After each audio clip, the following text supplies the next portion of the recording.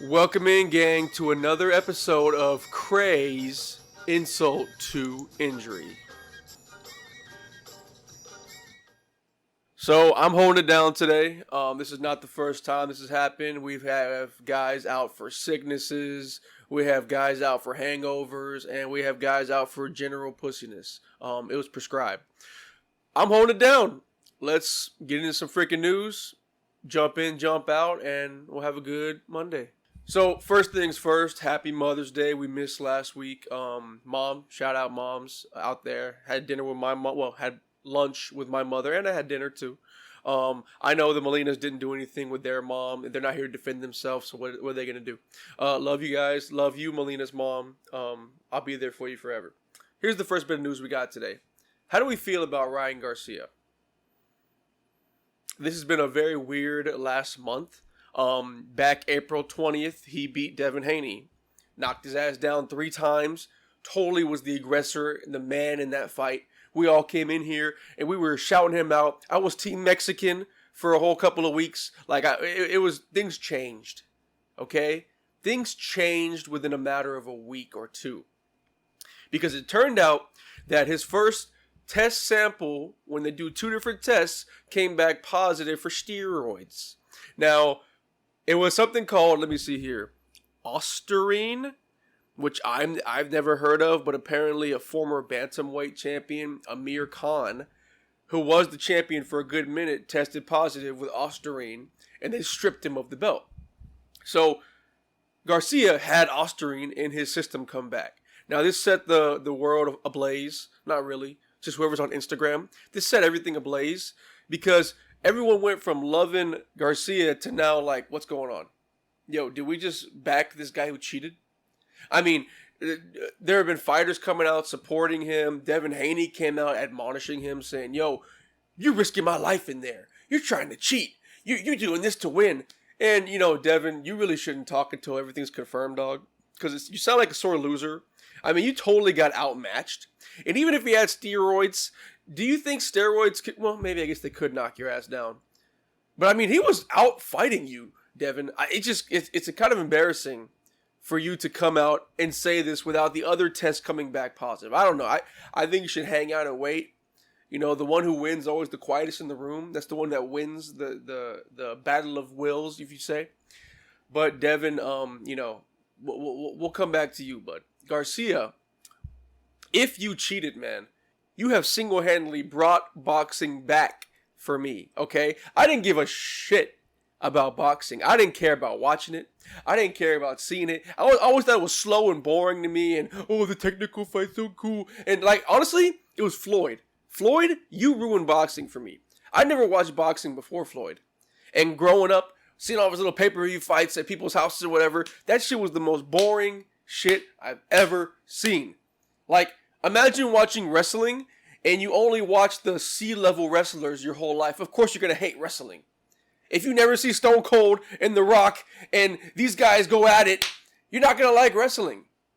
If you just watch freaking Ricochet and, the Authors of Pain fight every week, you don't care. Shout out WWE fans right now. I'm back in it. But that's what I thought of boxing. Garcia brought it back, man. I mean, that fight was awesome. He knocked his ass down. He was showing off. I was getting UFC vibes. Like how the UFC is now, where their best fighters will kind of go all out and show out, like Izzy in his prime. And who else does it? McGregor in his prime. They would show out and flex and shit in the fight. You gotta have some kind of showmanship to make me want to watch something for 5 minutes. Granted, 5 minutes. Still, I was all in on boxing. And honestly, make a steroid league, okay? Because I'm not mad at it. I've always said steroids should have a place. If they made a baseball league with just steroid users in it, that shit would blow up. I don't know why they don't do that. Oh my God. Are professional sports intentionally stopping steroid leagues? Yo. Conspiracy Corner, Cray? Anyways, Garcia, do all the steroids you want. For me, I'm happy. Just, you got caught. That's the problem. But anyways, the legitness of everything is he tested positive for 1% of ostarine. Now, I think it was actually less than 1 gram. I don't know. So Garcia said, "Yo, I don't even have enough ostarine to change the fight impact. I don't have enough in me to do anything to give me an unfair balance." Well, apparently the commissioner, what's his name, Dan Rafael, said no amount of ostarine is allowed in the system. It's not a threshold drug where a certain level is allowable, and that kind of puts that puts it like, okay, even if you had 1% in your body, Garcia, if the rules you can't have any, then I mean, it makes it muddy because I don't think you won because of steroids, but if you can't have any, I mean, the rules are the rules. Obviously, you'll take the L in the fight. You'll probably get a suspension from what this is saying. I guess a 2-year whatever suspension. But I think the whole audience, I think to all of us watching, I think to everyone who saw the replays of that fight, you overwhelmingly won. Okay? You overwhelmingly won. All right? And I'm going to be Team Mexico. In boxing, now you got to go against Tank again, dog. Tank got your ass. I saw the highlights of Tank, okay? He got your ass. But Garcia, straighten this shit out. Get back to fighting. Because, I mean, I'm only watching your fights, dog. I'm not watching anybody else's fights. I don't care if I have to go and watch your fight on a freaking, PFL bullshit channel. I'll watch your fights. Especially when you come with those crazy stories. Bohemian Grove, shout out. Shout out Alex Jones. All right, we didn't get a chance to talk about the Tom Brady roast, and maybe we did. I don't remember, but I just really want to talk about it again. I watched it the other night. That was probably the best roast I've ever seen recently. I always say that about roasts because there's so many good roasts, man. The Trump roast was amazing. What other roast? Rob Lowe roast was actually really, really funny because it became the Ann Coulter roast, which is awesome. There's so many good roasts. The Hasselhoff roast is legendary. The Pamela Anderson roast, first roast I ever seen. R.I.P. Jeff Geraldo, whatever his name was. He was really good back when Jeff Ross and him were young. Like, the roasts have always been something I'll go back and rewatch if it's on Comedy Central. Like, if it pops up, I'm sitting down, I'm getting some popcorn, I'm making some food, I'm getting a drink of alcohol, and I'm watching that freaking roast. And the Tom Brady roast, not only in production, but like just the jokes, man, they were hilarious. It was ridiculous how funny that roast was. And I'm going to play some of it here. I mean, obviously, Tony Hinchcliffe destroyed it. He killed it. I thought I had the list here. I do not, of people that were on it. But Hinchcliffe was there. Schultz was there. Nikki Glazer killed it. The comedians were actually kind of so-so. I thought the funny ones were the athletes. Drew Bledsoe opened that thing up after Kevin Hart, of course, the ultimate, roast master nowadays. But Drew Bledsoe, the guy that Tom Brady replaced, is like, you would think he didn't have the grit. Sometimes I think, like, okay, the people that these number one quarterbacks replaced, what happened to them? Obviously, Brett Favre was replaced by Aaron Rodgers. Brett Favre went on to do some good things. Not now, recently. But, and then who else? Drew Bledsoe was replaced by Tom Brady. Who did Peyton Manning replace? I don't remember. He replaced somebody. But, like, these guys, these replaced players, you think, okay, if I was them, I would take my millions and I'd go somewhere and start a vineyard. And that's what Drew Bledsoe did. He started a vineyard. He has a lot of cool wine, and I know the wine blew up in sales after this, but he killed that freaking roast, man. Like, he was so funny. It was crazy. Bledsoe killed it. Edelman killed it. Gronk. Like, they were shitting on Gronk all night.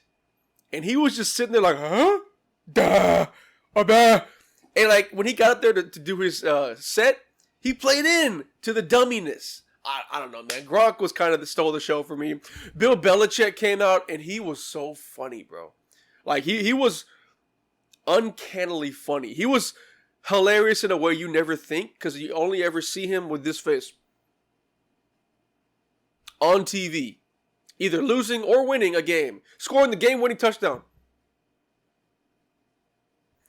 he came out there, he destroyed it. I mean, he killed. And then Robert Kraft and them all had a drink together, and they've been going through their own beef.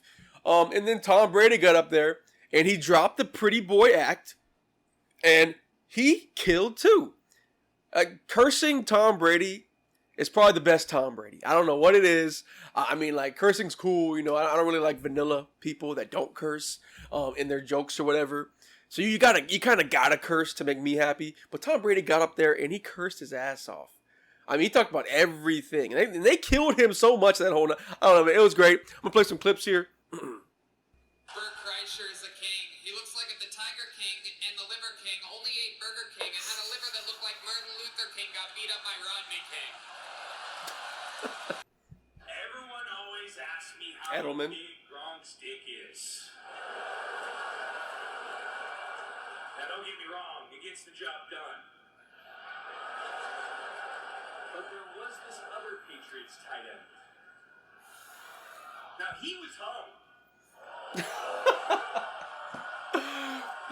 Yo. So many Aaron Hernandez jokes. It was ridiculously awesome.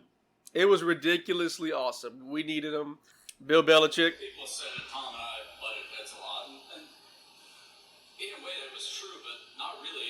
It was hard to butt heads with Tom because it was so far up Alex Guerrero's ass. Bill was like a cute funny, okay? He was like a jolly funny, and you did not expect a jolly man out of Bill Belichick. But you won't be forgotten. He'll always be Ron Burgundy. as Eli Manning's bitch. Tom also lost $30 million in crypto. Tom, how did you fall for that? I mean, even Gronk was like, me know that not real money. Yo, Gronk's face the whole show, dude. Gronk's face the whole fucking show. Tom, Randy, why don't you have a ring? What the Oh, hell, no. man? You're one of the best ever. Drew Bledsoe has a ring. Aaron Hernandez had a ring around his neck. These are all the Aaron Hernandez jokes. So let me tell you, Tom is afraid of the Giants, which is why Kevin Hart is hosting tonight. It's true. All night, he's been using the stool that Aaron Hernandez kicked out from under himself. Gronk was actually useful on the field. Although the bar for Patriot tight ends was pretty low back then. Block, catch, don't murder. I mean, kind of watching it back now. Tom's roasts were a little forced, but I mean, for him to be the one of the lower end acts on a night that everybody killed was. I mean, I'm not mad at it. I'm not mad at it at all. You're the host. Just sit there and look pretty, and he looked pretty gay. Now, I'm going to end this mini pod with one last topic that's been kind of getting a lot of traction lately. This happened a couple of days ago. I think was it this past week? Yeah, it was this past week. Harrison Butker, the punter kicker for the Chiefs. He said some pretty crazy stuff at his commencement speech. You know what? Let me just kind of play some of the highlights real quick. Let's see here. About working women. I think it is you, the women, who have had the most diabolical lies told to you. How many of you are sitting here now, about to cross this stage, and are thinking about all the promotions and titles you are going to get in your career? Some of you may go on to lead successful careers in the world, but I would venture to guess that the majority of you are most excited about your marriage and the children you will bring into this world. Butker then. Oh, you can't say that, dude. You can't. Look. Okay, so Butker got up there on his commencement speech and gave some red pill rhetoric. I mean, obviously, he's been listening to Fresh and Fit. He's been listening to whatever podcast. He's been going up there doing some Michael Knowles shit. And he decided to say in front of the masses, which he knew would be televised. I mean, you gotta know this would be televised. And he talked about how, as women, he basically gave what he thought the world should be in so many spaces that we've heard it be said, and then those people get banned. He said that as a woman, you're probably sitting here ready to get your degree, but you really just want to have a family. You really want to be happy with kids. He also said that the gay agenda needs to be stopped. Yeah, having that kind of pride is not real pride. Let me play that clip real quick. Not the deadly sin sort of pride that has an entire month dedicated to it, but the true God-centered pride that is cooperating with the Holy Ghost to glorify Him. I couldn't believe.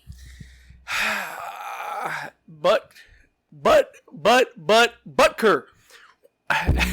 Dog, no matter how much you feel like that may be true, no matter how much that you want that to be true and that kind of rhetoric and world to be, you can't say that out loud, bud. I mean, you've gotten millions of dollars. You have an eye on you that I don't. I'm probably going to have 15 people watch this. And that's fine. But that's why I can say whatever I want.